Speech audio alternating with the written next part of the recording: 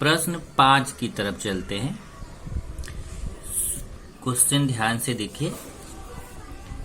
सुयश को गणित विषय की प्रथम जांच परीक्षा में प्राप्त अंक की अपेक्षा द्वितीय जांच परीक्षा में 10 अंक अधिक प्राप्त हुए हैं। मतलब 2 बार एग्जाम हुआ, एक प्रथम जांच परीक्षा हुआ, एक द्वितीय जांच परीक्षा हुआ। तो इसमें क्या बोला है कि द्वितीय जांच परीक्षा में प्रथम जांच परीक्षा की अपेक्षा 10 अंक अधिक, मतलब 10 अंक ज्यादा मिले हैं। आगे और कंडीशन दिया है, द्वितीय जांच परीक्षा में प्राप्त अंकों का 5 गुना प्रथम जांच परीक्षा के अंकों के वर्ग के बराबर हो तो उसे प्रथम जांच परीक्षा में कितने अंक प्राप्त हुए।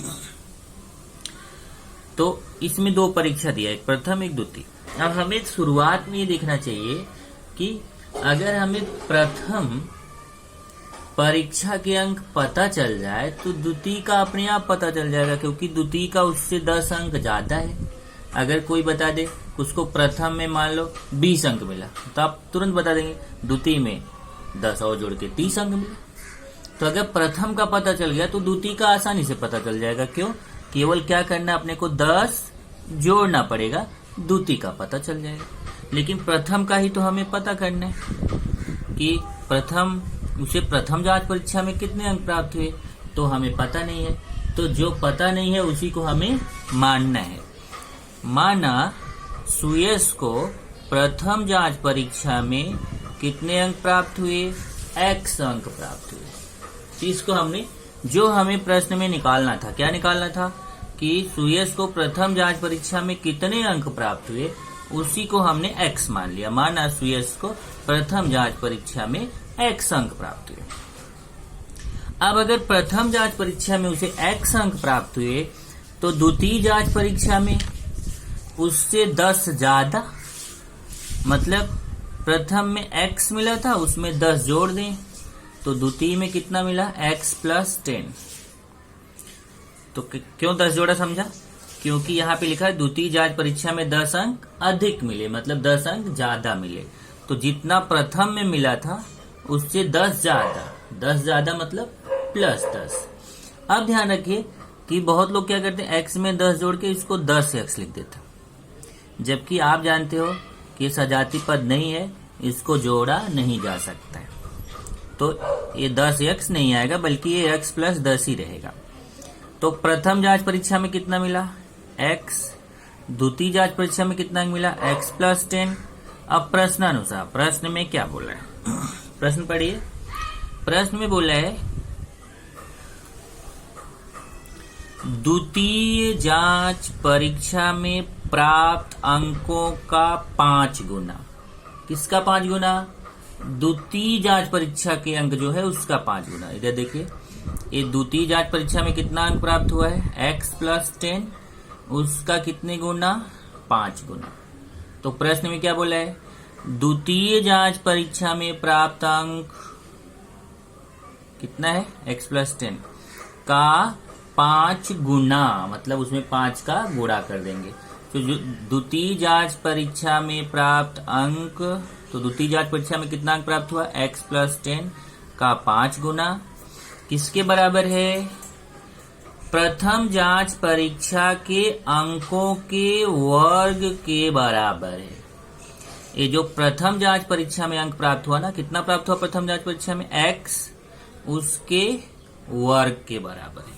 तो यही लाइन ये आपको समझना है ये प्रश्न में, बाकी आगे कुछ भी नहीं, आगे तो केवल हल करना है कि द्वितीय जांच परीक्षा में प्राप्त अंकों, मतलब x + 10 का 5 गुना, तो 5 का गुणा कर दिया, किसके बराबर है, प्रथम जांच परीक्षा में प्राप्त अंक x के वर्ग के बराबर है। द्वितीय जांच परीक्षा का 5 गुना और प्रथम जांच परीक्षा का वर्ग, वर्ग मतलब स्क्वायर के बराबर है। अब 5 का अंदर गुणा कर दिए, 5x, 5 × 50 ax²। ये दोनों पद जो 5x + 50 है, इन दोनों पदों को हम बराबर के उस तरफ लेके जाएंगे। तो ये जो आपका 5x प्लस 50 है, उसको बराबर को उधर लेके जाएंगे। तो उधर कौन है, पहले एक्स स्क्वायर है, फिर ये प्लस 5x बराबर उधर जाएगा तो क्या हो जाएगा माइनस 5x, और ये प्लस 50 बराबर उधर जाएगा तो क्या होगा माइनस 50। इधर बचेगा क्या, इधर कुछ नहीं बचेगा क्योंकि दोनों उधर चले गए, इधर बचेगा 0। फिर से देखिए एक्स स्क्वायर प्लस 5x बराबर उधर गया तो माइनस 5x, प्लस 50 बराबर उधर गया तो माइनस 50। अब इस तरफ से सब चले गए तो बराबर की तरफ कुछ नहीं बचा तो 0। अब मैं इधर केवल क्या किया हूं, इस बाएं पक्ष वाला पूरा जो दाएं पक्ष वाला था बाएं तरफ लिख दिया हूं, और जो इधर दाएं तरफ 0 बचेगा उसको इधर बाद में लिख दिया हूं। अब इसका गुणनखंड करना है। गुणनखंड करना आप सीख चुके हैं कैसे, 1 और ऋण 50, यहाँ 1 छिपा हुआ, 1 और ऋण 50 का गुणा किया तो ऋण 50, बीच वाली संख्या यहाँ क्या है ऋण 5।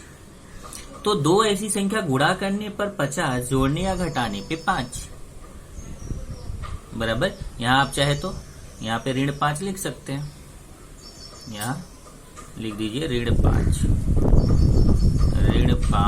बराबर, ठीक है, ये इसके अंदर ऋण 5 बराबर।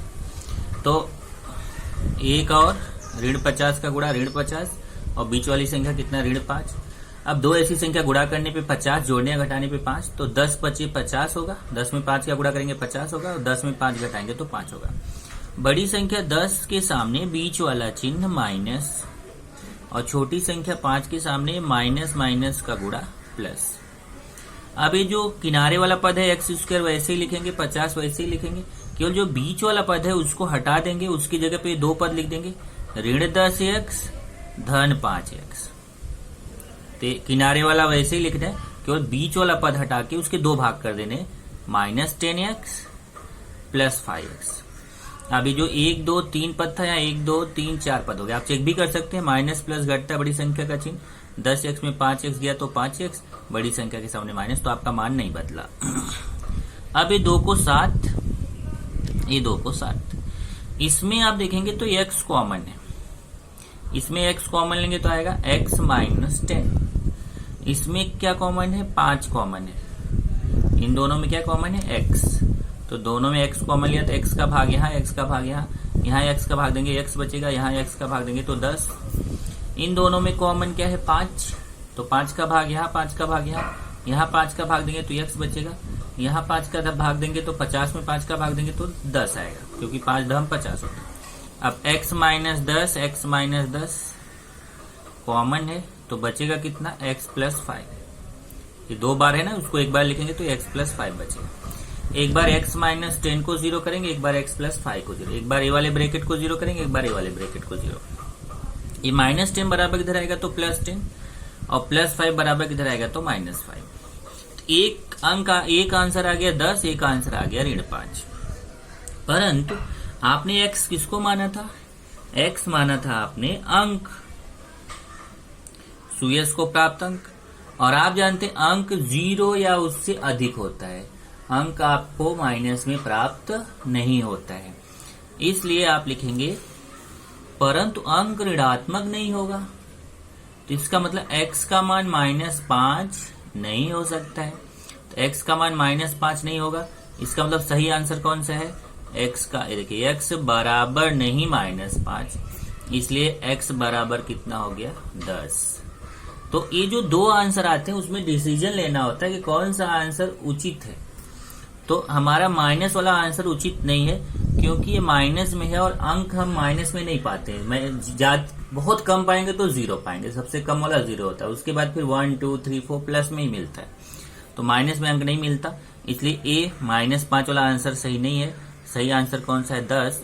इसका मतलब प्रथम जांच परीक्षा में प्राप्त अंक कितना है, प्रथम जांच परीक्षा में उसको कितना अंक माना गया था, x माना गया था। इसका मतलब सुयश को प्रथम जांच परीक्षा में कितने अंक प्राप्त हुए, 10 अंक प्राप्त हुए। यही आंसर हो जाएगा, सुयश को प्रथम जांच परीक्षा में 10 अंक प्राप्त होंगे, क्योंकि यही उसने पूछा था यहाँ क्वेश्चन में। देखिए, तो सुयश को प्रथम जांच परीक्षा में कितने अंक प्राप्त हुए, तो आपको बताना है लास्ट में कि सुयश को प्रथम जांच परीक्षा में 10 अंक प्राप्त होंगे। इस तरीके से आपका ये समीकरण बनाना है और उसको हल करना है।